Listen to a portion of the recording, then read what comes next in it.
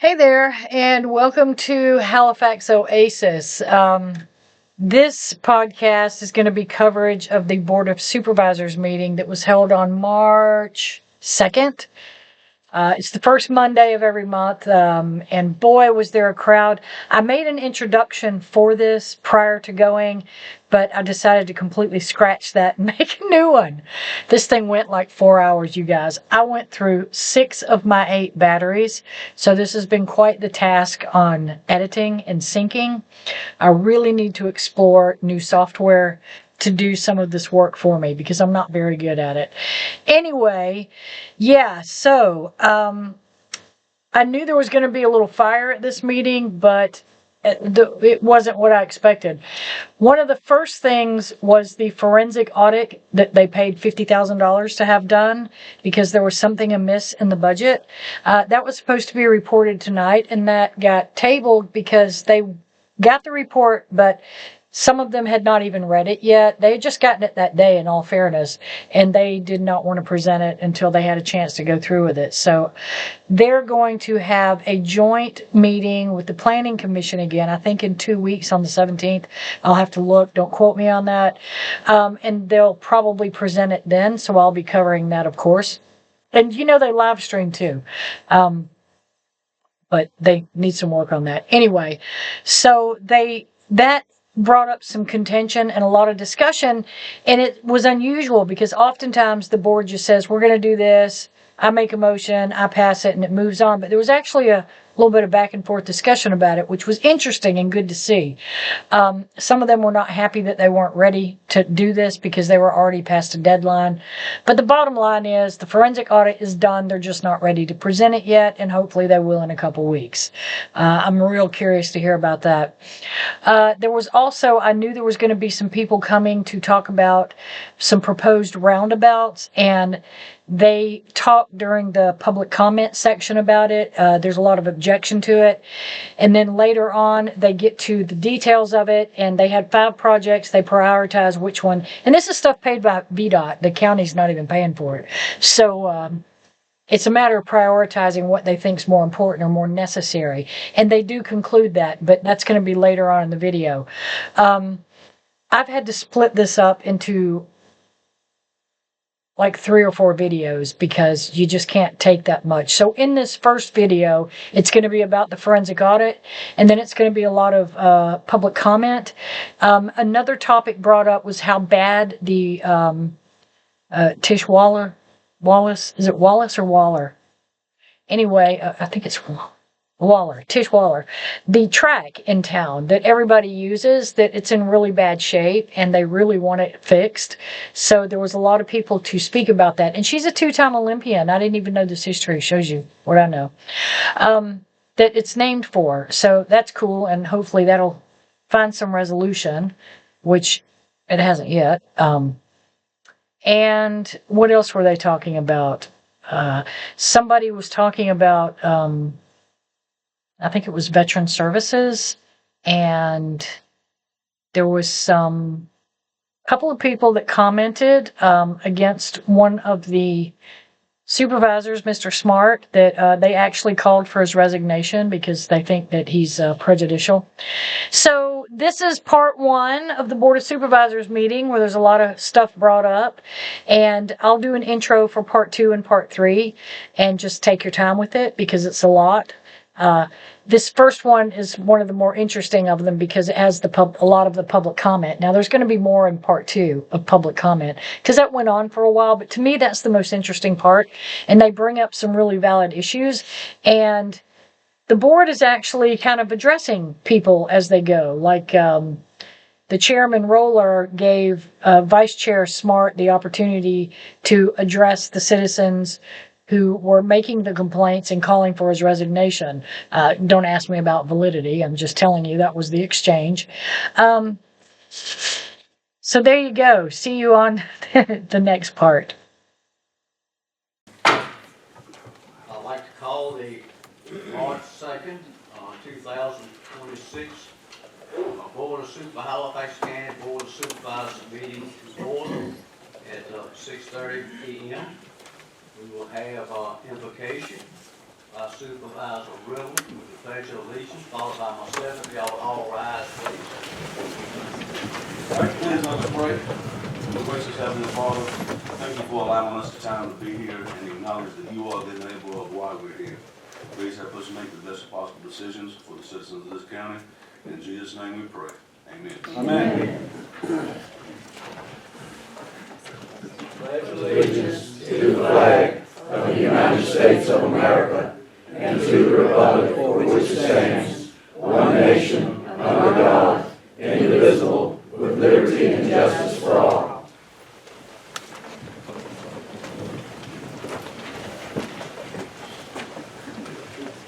I'd like to have the attendance roll call. Supervisor Riddle, Present. Chair Lord, Present. Supervisor Oates, Present. Supervisor Witt, Present. Vice Chair Smart, Present. Supervisor Thompson, Supervisor McDowell, Here. Supervisor Clayton, Present. Mr. Chair, we have a quorum. Thank you. The next item on our agenda, on the agenda is adoption of the agenda. Are there any additions or changes to the agenda? Yes, Mr. Chairman, I have one request for a change to the agenda. Under section I, number 2, the forensic audit report. This board has not received the final report yet. I haven't had time to go over to review it so I could ask proper questions. Two of the people who are coming on the virtual audit, and I request that this be tabled. I know time is of the essence.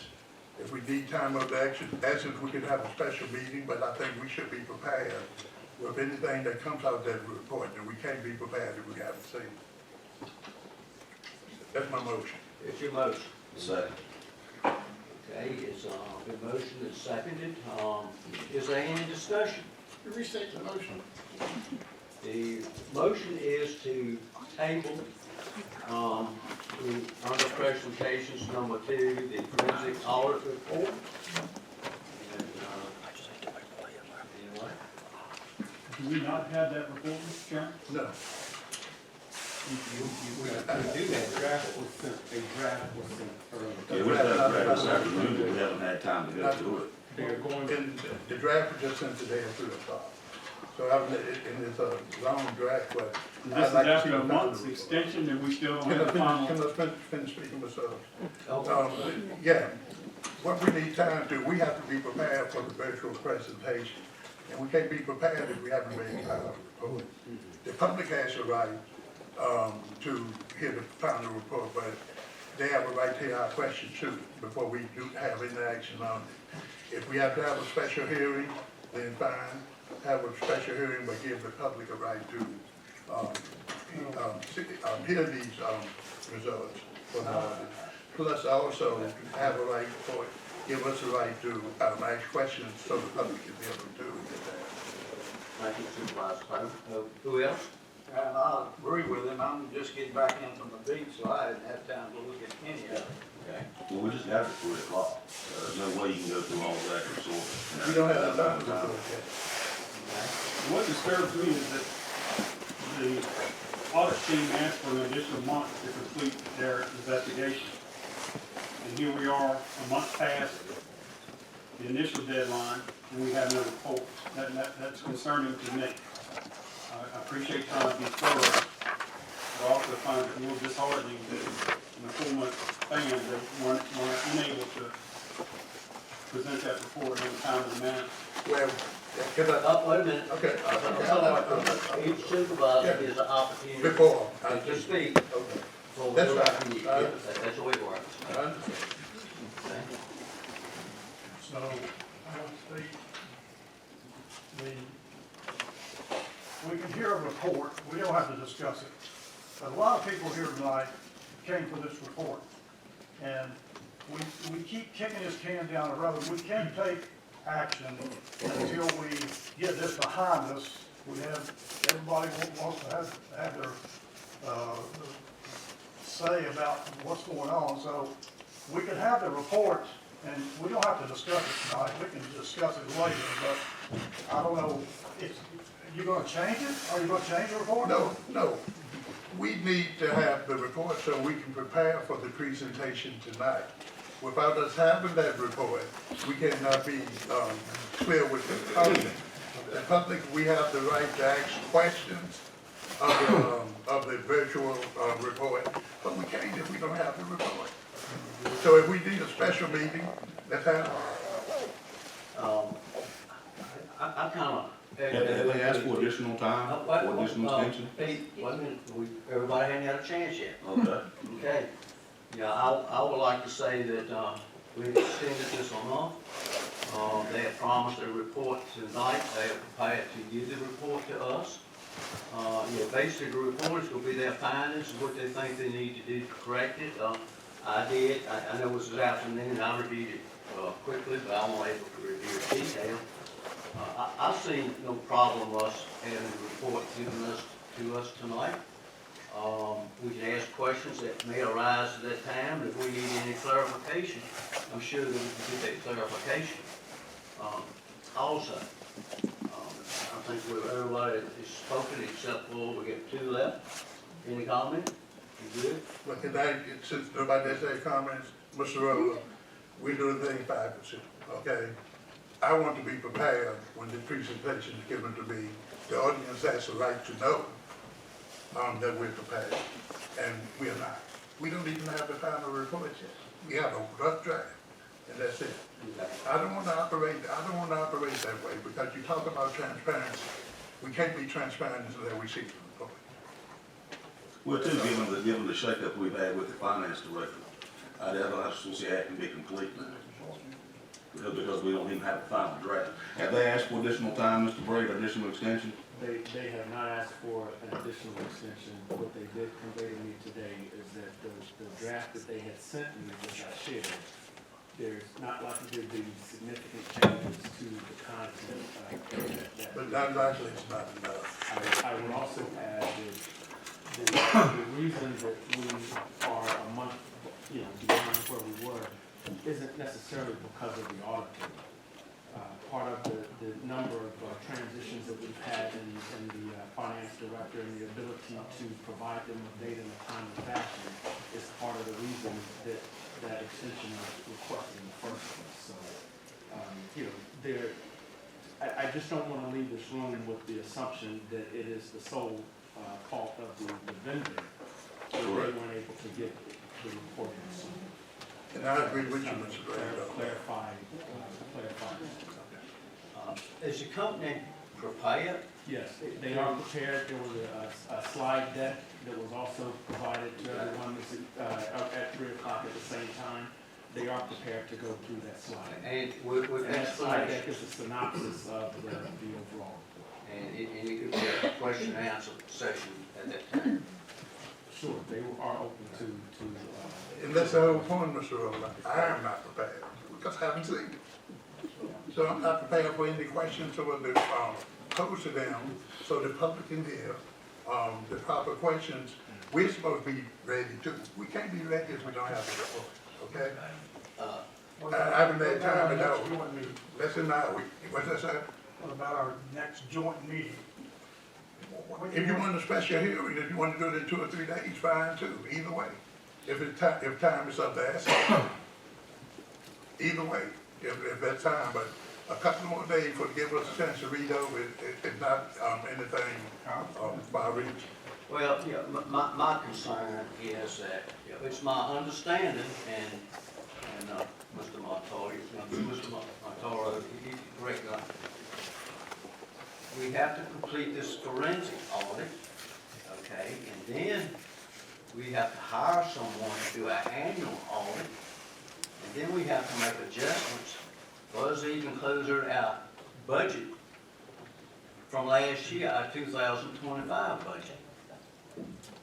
And that's gonna affect carryover.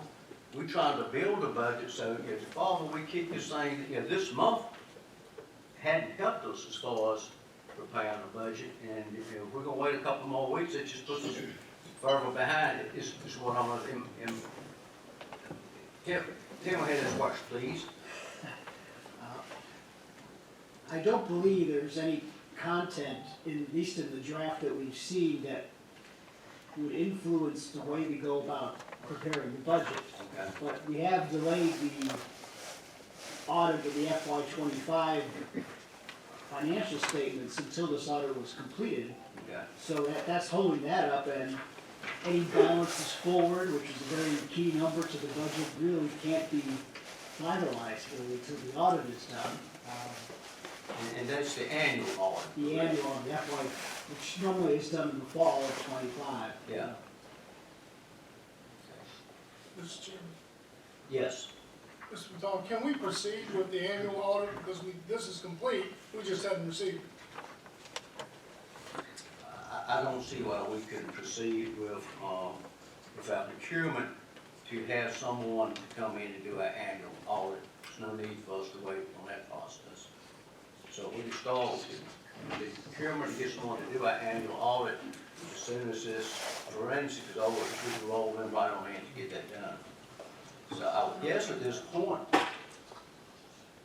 you know, if we have to do procurement for the annual audit, which is going to take a couple of weeks, you know, to do this at the joint meeting,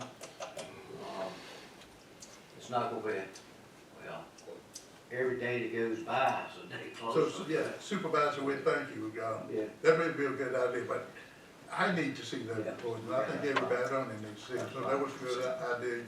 You had to move it up to the joint meeting. Okay, well, we have a motion.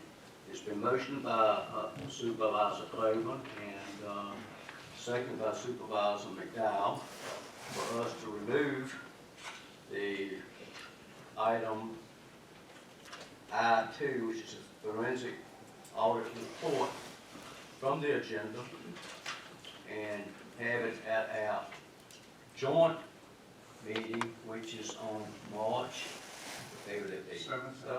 March 17th. Okay. All in favor, signify by saying aye. Aye. Those opposed? Aye. Okay. The motion carries. Thank you. And I think, Mr. Brady, you had something you want. Yes, our county attorney is here to address some of the questions or concerns that were raised about the Solid Waste Authority Board meeting that took place following the previous joint meeting that we had. And so I wanted to add that as item I-3. Okay.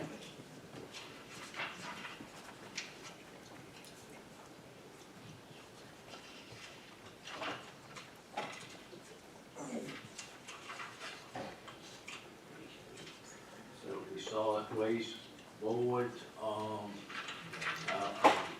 solid waste board authority. Maureen, we call it legal explanation. Yes. Okay, is a motion for that? So we, Second. Where's that gonna be on the agenda? It's gonna be I-3, Okay. which basically is diabetes anyway. So it's been properly motioned by Vice Chair Smart and seconded by, I think, Supervisor Oaks, to add Solid Waste Board Authority legal explanation on item I-3. Any discussion? Being none, all in favor, signify by saying aye. Aye. Those opposed, likewise, that motion carries. Any other additions or changes to the agenda? If not, do I have a motion for approval of the agenda? So moved. Second. It's been properly moved by Supervisor Little and seconded by Vice Chair Smart to adopt the agenda. All in favor, signify by saying aye. Aye. Those opposed, like sign. That motion carries. Y'all excuse me, I think last month I had to wet my throat out to get the agenda approved.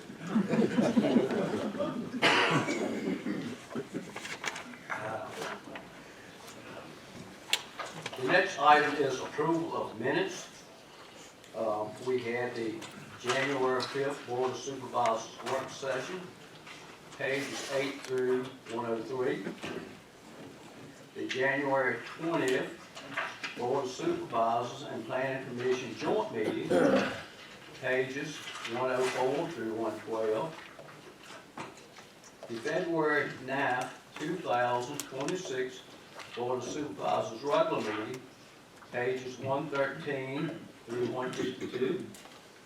The February 11th, 2026 Policy and Personnel Committee meeting minutes, pages 153 through 155. The February 11th, 2026 Finance Committee meeting, pages 156 through 166. The February 17th, 2026 Board of Supervisors and Planning Commission joint meeting, pages 167 through 181. And the February 18th, 2026 Finance Committee meeting, pages 182 through 183. Are there any changes or additions to those minutes? Move for approval. So, Okay, it's been properly moved by Supervisor Claiborne and seconded by Supervisor Rule to approve the minutes as listed. Everyone in favor, signify by saying aye. Aye. Those opposed, like sign. The motion carries. The next item on the agenda is the consent agenda approval, which are the warrants, which are on page 185, and also the treasurer's report for December 31st, 2025, pages 186 through 187.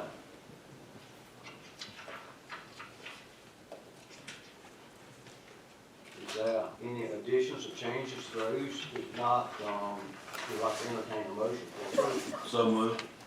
Second. It's been properly moved by Supervisor Little and seconded by Vice Chair Smart to approve the consent agenda. Everyone in favor, signify by saying aye. Aye. Those opposed, like sign. Motion carries. Our next item is recognitions. And it's Freedom Holiday Retirement Recognition.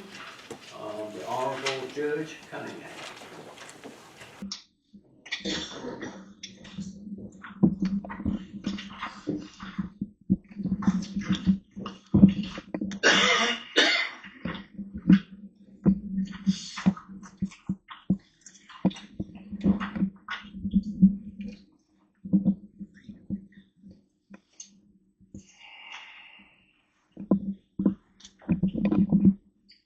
Good evening, Mr. Chairman and members of the board. I'm very honored to have this opportunity to present and read the resolution that has been adopted and approved by this board. Freedom Holiday has been a steadfast and invaluable partner in justice throughout my nearly 30 years as having served as a judge in Halifax County, Virginia.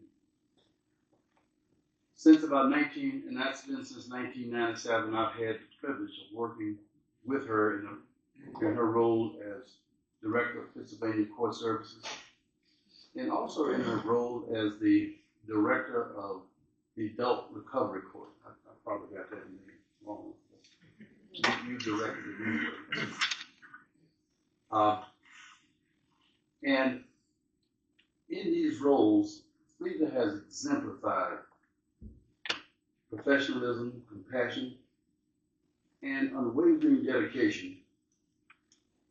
She is a remarkably hard-working person. You probably know that, having worked with her as much as you have. And she's a mighty confident leader whose big heart has touched many, many lives.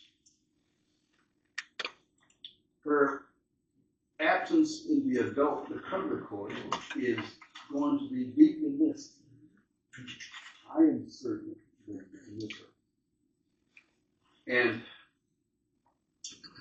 because of her many roles and hats she wore, and her confidence, just ability to get things done. And she will undoubtedly be missed by all of those who work alongside of her. Her absence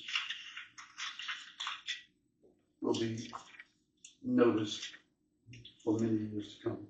So it's now my great honor to read the resolution that has been drafted by this board of supervisors in recognition of her retirement. Whereas, for 40 years, having begun her career in February 1986, Frida has given not only her talent, but her heart and dedication to Halifax Pennsylvania Court Services and to the communities it serves. And whereas throughout this distinguished career, Frida served on numerous boards, committees, partner organizations, strengthening relationships, and advancing the role and reputation of Halifax, Pennsylvania Court Services within the community it serves. And where through thoughtful leadership, collaboration, and a genuine desire to make a difference, Frida helped shape policies, programs, and partnerships that will benefit our community for years to come. And whereas Frida's service has been marked by professionalism, integrity, and a willingness to go beyond what is required in order to better serve the public. And whereas Frida has been a steady presence, a trusted voice, and a true example of what commitment and service should look like. And whereas countless co-workers, clients, and friends have been touched by Frida's kindness, her work ethic, her willingness to always go the extra mile and provide encouragement to many throughout the year. Now, therefore, be it resolved that we pause to say thank you for the long hours, the quiet sacrifices, the laughter, the lessons, and the legacy you leave behind. And be it further resolved that we wish Frida a retirement filled with good health, happiness, and all that brings the things that there were never enough time for her before. With deep gratitude for her remarkable years of service that will not be forgotten. Presented this second day of March, 2026.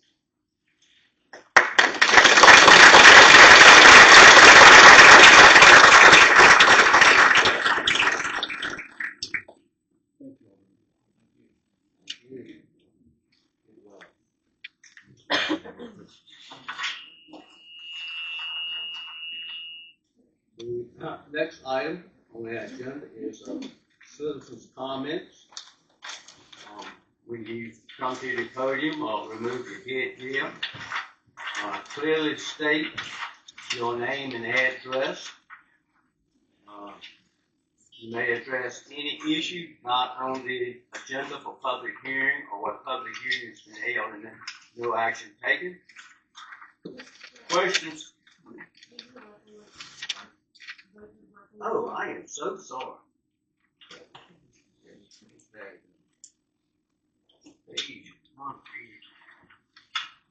Okay. Is there a motion to approve the resolution? Second. Okay, it's been properly moved by Supervisor McDowell to adopt resolution 2026-3 and second by Vice Chair Smart. All in favor, signify by saying aye. Aye. Those opposed? Like that. So resolution carries, and again, my apologies. Back to citizens' comments. Questions will be directed to the chair. No applause or comments from the audience. Shouting, profanity, threats, personal attacks, or similar actions are unacceptable. Language or actions which insult or demean any person or groups of persons or which, when directed at a public official or employee, is not related to his official duties is prohibited. There is a 3-minute time limit.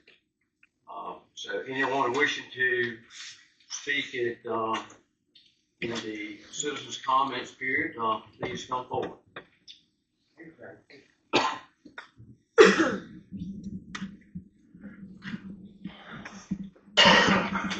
Gentlemen, my name is Coleman Spees. I live at 2506 Fernwood Drive in South Boston.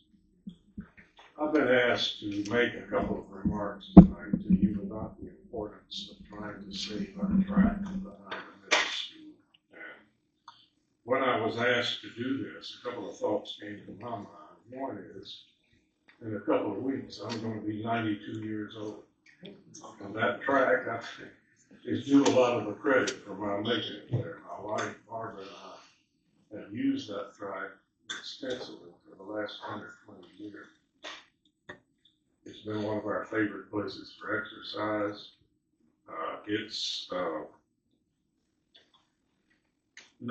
We've never been alone when we did that.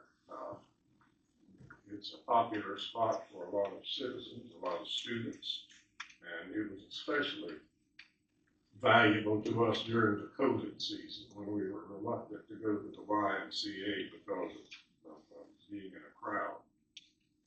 It's been a popular place. I don't think anyone has used it as much as Lewis Coleman. I don't know whether he's here. Lewis has logged thousands of miles, and anyone who's used the track has seen Lewis. I used to call him Big Lewis, but he's gotten so trim now. This track has been a valuable community asset, and it's named the Tissue Waller Track. Tissue was one of our most outstanding athletes in Halifax County. There's a concrete plaque and everything honoring her by the track. It would be a shame to lose that as well. And in closing, I would emphasize to you that my wife and I have each served in public service, local government, for a number of years. And I recognize that it's your awesome responsibility to determine how we use our county funds. But I would encourage you to give consideration all possible to trying to retain this valuable asset. Thank you. Thank you for your comments. Next.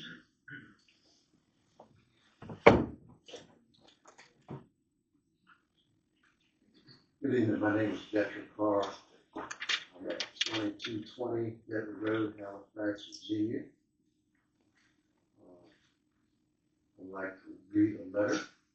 Dear members of the Board of Supervisors and Halifax County Board, I pray that this letter find you will, and both honor and personal privilege to write to you regarding the track facilities in South Boston and Halifax that bears my name.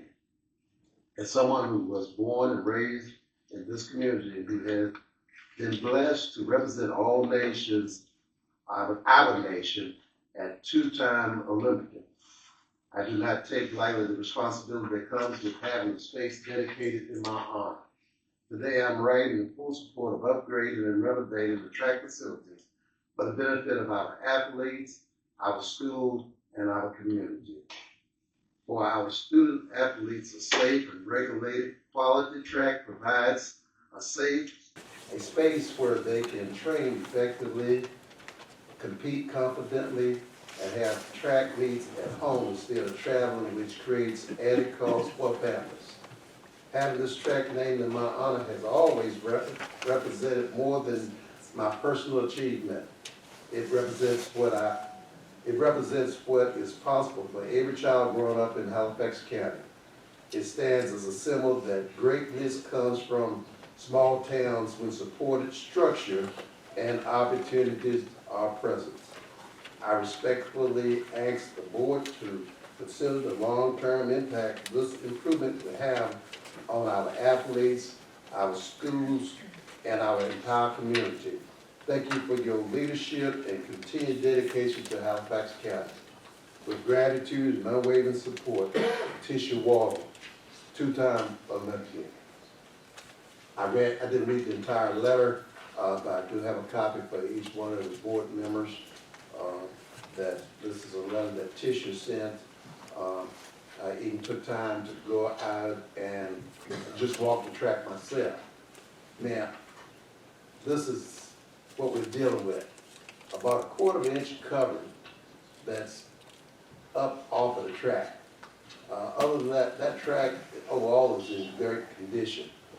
And so we support, the NAACP supports the Strategic Core Planning Track Committee report, which they have talked with the school, I believe, and had a MOU with the high school, Halifax County Public Schools to do some conditional work on that track, where our young men and women will have an opportunity to participate on their local track as well as have opportunities to have local track meets at home. Thank you.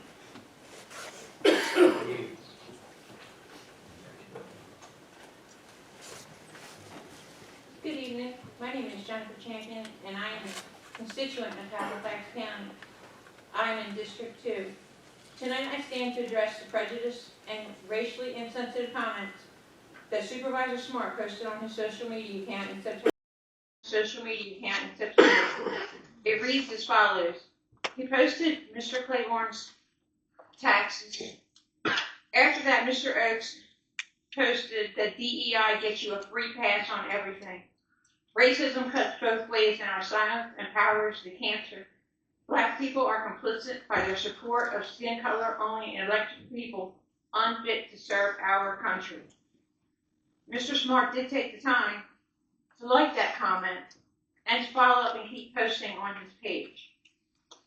As an elected official, Supervisor Smart represents all constituents of Halifax County, regardless of race, background, or belief.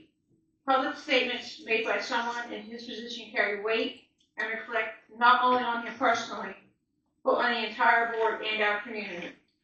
The comments in question were not only inappropriate but harmful.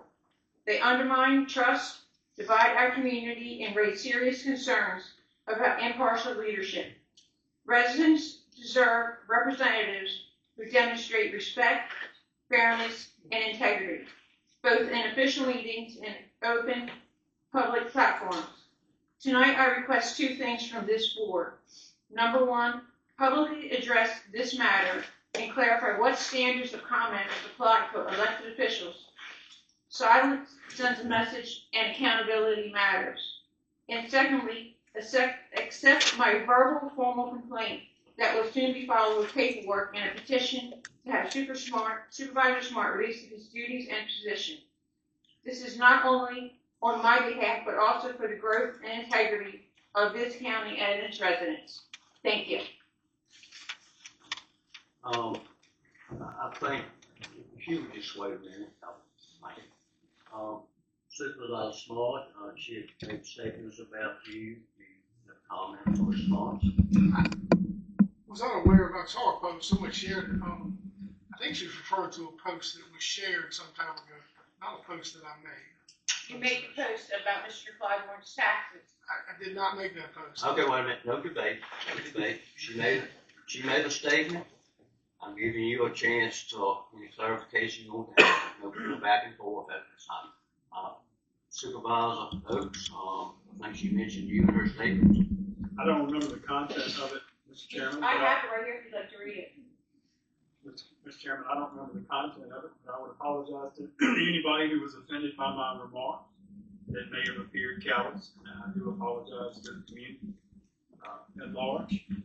And if you know anything about me, I'm a representative there, everybody in this county. I don't discriminate against anyone. The comment, in whatever context it was reflective not of Mr. Claiborne, who was the chair at the time, but a remark that when you hire people based on DEI requirements, diversity, equity, and inclusion, you very often lose sight of the better candidate.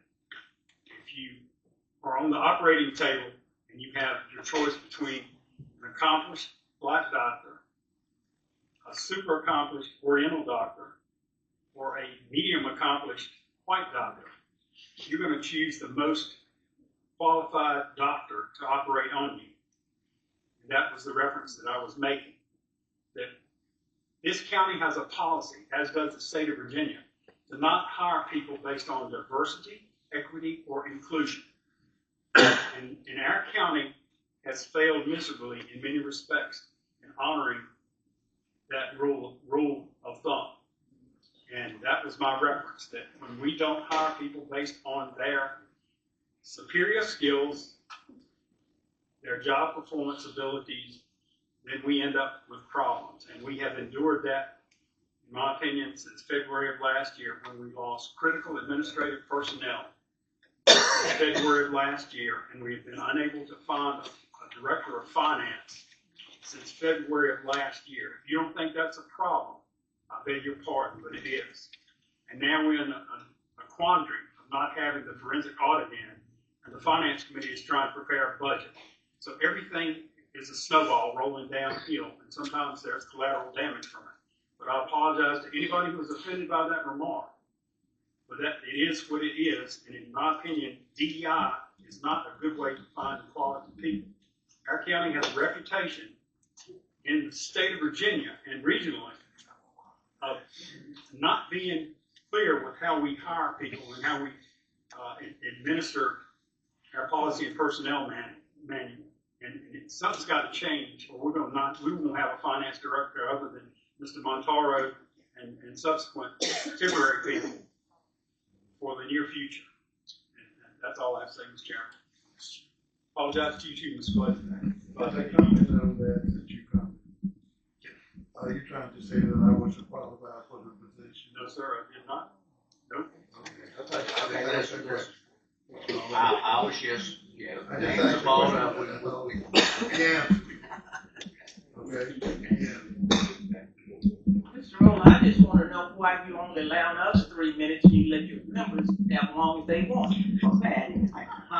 Mrs. Cowan, you know, I was just saying. That's all right. Let me go ahead and say what I got to say. Maybe we need a time. You need the time. If you're going to allow us 3 minutes, and they should have 3 minutes to respond. Thank you. Mr. Chairman. Yes, ma'am. Board members. My name is Maddie Cowan. I'm 3121 Dan River Church Road. And unfortunately, I am a resident of District 5, of which Robert L. Smart is the supervisor. Since January, Mr. Smart has exhibited behavior that suggests he may have a personal agenda aimed at removing Black individuals from positions within Halifax County. After serving nearly 25 years on the Planning Commission, I was removed from my position following a vote by Mr. Smart and the majority of the board, with the exception of Mr. Claiborne. While Mr. Smart could not have accomplished this without your support, he orchestrated it. He replaced one of the 2 Black women from the 8-member Planning Commission and replaced me with a white male. Not only did he do that, he went on a podcast with Oasis of Halifax and made remarks about Ms. Tamika Morgan that were slanderous and defamatory. Mrs. Morgan is also a Black woman. I understand that Mr. Smart also asked for one of the Black men serving on the IDA board to resign. Due to these actions, we are requesting that Mr. Smart resign from the Board of Supervisors. If he is unwilling to support the progress of Halifax County, we urge him to step aside and allow others who are committed to advancing the county to take his place. I do believe that in Virginia, if a county board of supervisor member discriminates based on race, it is considered a malicious act. Mr. Smart has acted in a malicious manner and should no longer remain as a representative on the board of supervisors. We respectfully ask for his resignation. Mr. Smart, Yeah, Ms. Cowan, I'm saddened that you saw it that way, but after 25 years, I'm a firm believer in term limits. So I thought it was time You for need to someone else to resign serve. then. If you believe in term limits. I agree. Wait a minute. She made a statement, you make a statement, go back and forth. Yeah, and with regard to the IDA, I didn't ask anyone to resign. I put it to me personally didn't do anything. There was a concern because there were two employees from Hitachi on the IDA board. We felt that was improper, and we asked the IDA members to come together and decide which of the two Hitachi employees would resign to go moving forward. That was their decision, not mine. Wasn't involved in it. With regard to Ms. Morgan, I said no negative terms against her. What my term was when I said the comment was made. Some people might infer, and a word was used, and I said, I don't disagree. I never used the word. I never indicated that Ms. Morgan was. So no, I have 3 combat tours overseas, serving with my brethren and sisters of all colors and backgrounds. And we serve together greatly. I have no prejudices against any of my fellow Americans, and I will not resign just because a few are upset at my decisions. Next. I have a rebuttal. May I say one other thing? Just one thing, that's all I want. Okay. Mr. Oaks just sat there and said you hired the best person. So if you've got a committee with some of the best people serving, why would you get rid of them? That's enough. Okay. Good afternoon to the board, recognizing the chair and other board members. My name is Clarice Busford, and I reside at 2052 Wood Street Lane, Scottsburg, Virginia, 24589. And I stand tonight to ask the board to please repair the track. I used to walk the track. I can no longer walk the track because of surgery I had and a foot drop. But my grandchildren run track. My grandson just made the track team today. My granddaughter ran track 2 years ago. I was unable to go to any of the track meets because I can't drive a distance. So I'm asking to please repair that track because I enjoy walking the track. I enjoy socializing with people walking the track. So I'm asking that you all please do everything in your power to repair the track. Not speaking, I probably won't get to see my grandchild this year because it probably won't be done this year because he's on the track team. But hopefully, speaking tonight, we have somebody else to be able to see their children participate here in Halifax County. I didn't. I got some nieces and nephews coming along, so hopefully they'll be involved in sports or track. So I'm asking tonight if you all will please consider repairing the track. Thank you. Thank you for your comments.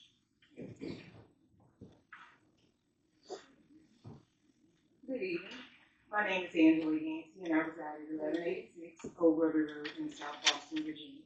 And I'm also here on behalf of the track. I'm here to speak to parents. I have a daughter that's been involved in track for the last 5 years. She's a junior at Halifax County High School, Newell and Road, and she's number 4 in the region for throwing shot. Last year she went to state at Liberty, and she ended up number 12, so she didn't make the cut last year. However, she's a junior, so she still has a whole entire year.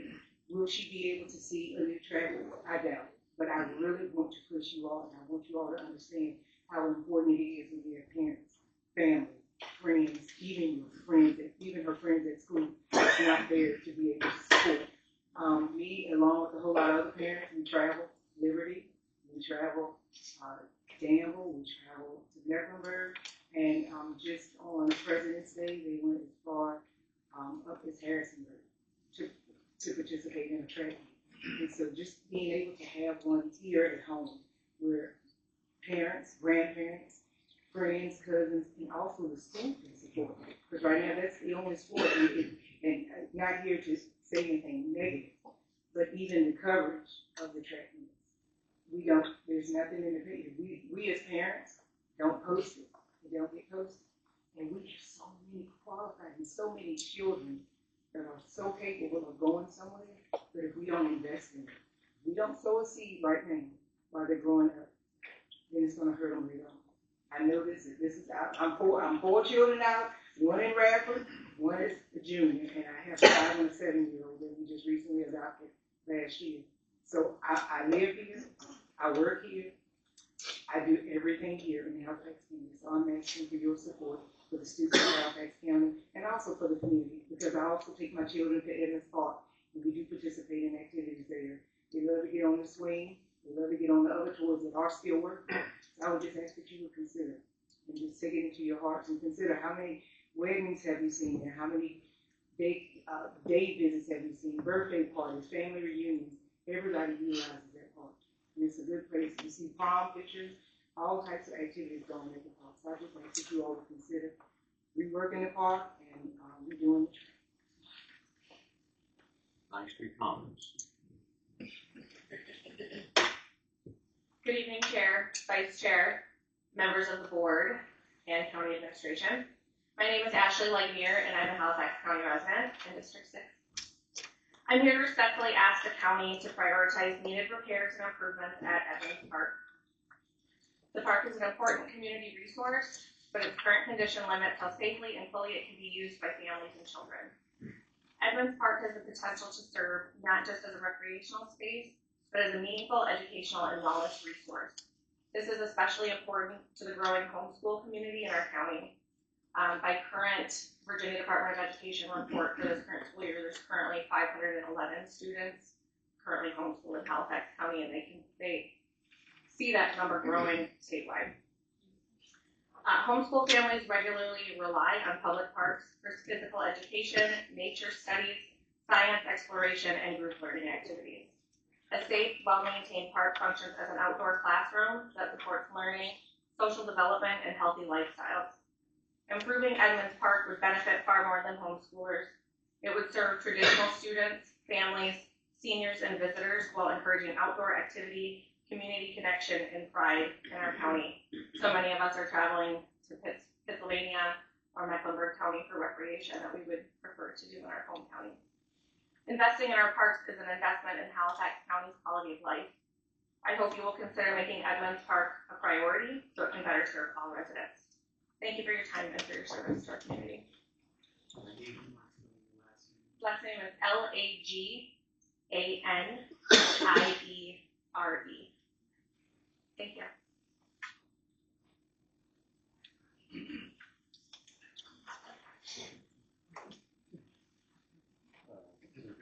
Chair and Vice Chairman and Board of Supervisors.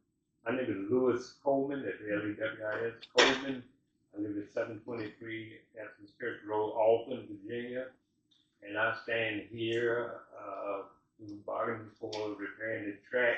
I'm the one that Coleman was speaking about. Lou is the big Lou. But anyway, just a little tidbit about me. 6 years ago, I started walking at the track. I was walking at the middle school now. I graduated in 77, so smart school. Didn't know anything about the rubberized track, but then I was walking with a stick. I couldn't hardly walk. I had a lot of health issues and everything. But somebody pointed out, said, "Why don't you go over there? That'd be better on your knees and different things." And I went over, fell in love with it. But I met so many people. I would start early, and there was a lot of people come, the early walkers, and it was amazing. It was like family, unity, community coming together, and then it'll be the noon people coming, and I was like, I'm struggling, but they were just laughing at me and everything. I go sit down at the bleachers, and I said, I got to do this. So every day I kept on. Today I can walk miles. I walk a lot of miles at the track, and I lost over 200 pounds. And, my health is much better. And if it wasn't for the track when COVID hit and everything, I don't think I would be here. But not only me, but so many others. So many others was coming over there, and I didn't know they were recovering from COVID, because they had the spacing and everything. It was a good place. And not only that, but mothers You know, just giving birth to the kid, they bring the babies over, and then expecting mothers, the one that have the baby, they over there walking. And I mean, so you talking about unity. You know, that's what that track represents for our Canada and our community.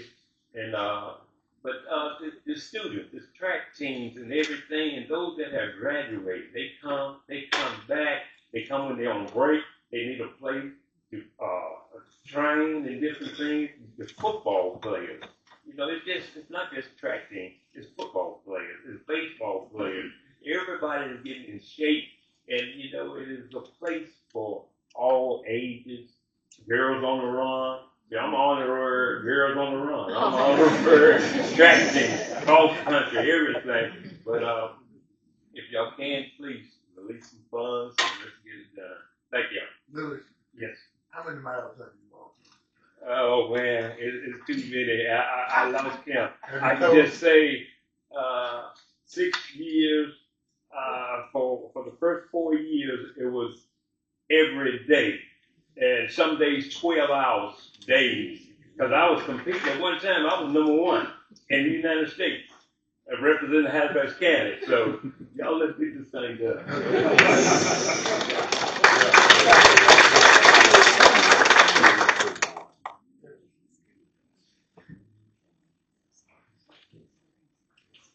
Mr. Coleman is a hard act to follow. Lynn Williamson, most of you know I live out in the southwestern part of the county, near VIR. What I'd like to speak about tonight is I hope that this board has the courage to stand up to this congressional redistricting mess that's coming our way. I can't say for sure if it's legal or not. It certainly doesn't follow the protocol of being done after 10-year census. But one thing I am trying to figure out is what Halifax, Pennsylvania, and Mecklenburg counties have in common, either politically or demographically, with those counties to the south and east of Richmond that we're going to be lumped with. We've always had more in common with Central Virginia, and that's the way I think it should stay. We already have fairly poor representation compared to Northern Virginia, and that's where this mess is coming out of.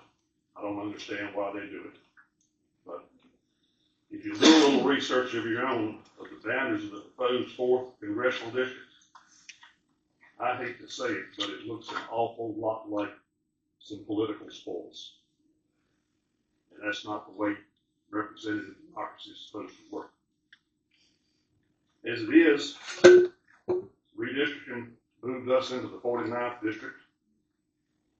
I don't think we're being well represented in Richmond by our current House District legislator. And some of you probably remember years ago when we were in the 60th district, which stretched from the Halifax, Pennsylvania county line all the way to Virginia Beach.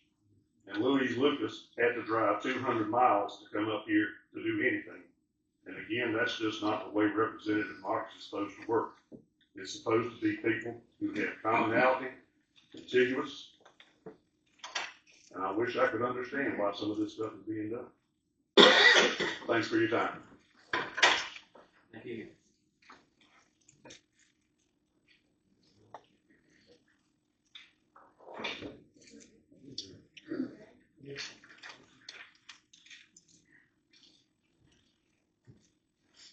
Hello, my name is Betty Furman, and I live at 2170 Coleman Drive in Alton, Virginia. And my property is at the intersection of Hudson Road and Coleman Drive, and I'm here before the board in hopes that I can get help in settling an issue that I have with Mecklenburg Electric in reference to they did an equipment and wiring installment on my property in November of 2024. And after they realized that they had done that, they presented me with an easement agreement. But after several calls, I sent a letter of complaint and trespassing on property in February of 2025. Because we was in the process of getting our fencing done, and the property damage and the install was built on our property right along our fence. Mecklenburg representative came out to the property on March the 6th and discussed the mistakes and the damages that was made. It was agreed that they would come on the property and fix the issue, and that the damage compensation would be after the completion. That was scheduled for the end of March in 2025. They came out on July of 2025 with a contracting company, but I'm not sure if the cable and the wire was removed. And as of September this year, I'm still writing and calling the representative. And then they called and told me that I had that the contractor who installed the equipment was the one that I had to contact. But I'm now in another month of trying to get this settled, so I was wondering if the county had a contract or with, I guess it Empower, I'm not sure who it is, and if they're responsible for the installation or removal of the utility equipment on my property. And I was just wondering if the county could help me solve this matter. So you saying that this is fiber installation? Is what Yes, they put the wire and the cable and the box was installed on my property. And it's right there where I can't do fencing because, can't get it completed. And they said they would take care of it, but I'm now getting a runaway. Okay, and I know you gave me your address, I didn't catch it. What's your address? 217 Coleman Drive, Alton, Virginia. 2170. Okay, 2170 Coleman Drive. Yeah. We'll follow up and see what issue may be on that. Okay, thank you. Thank you.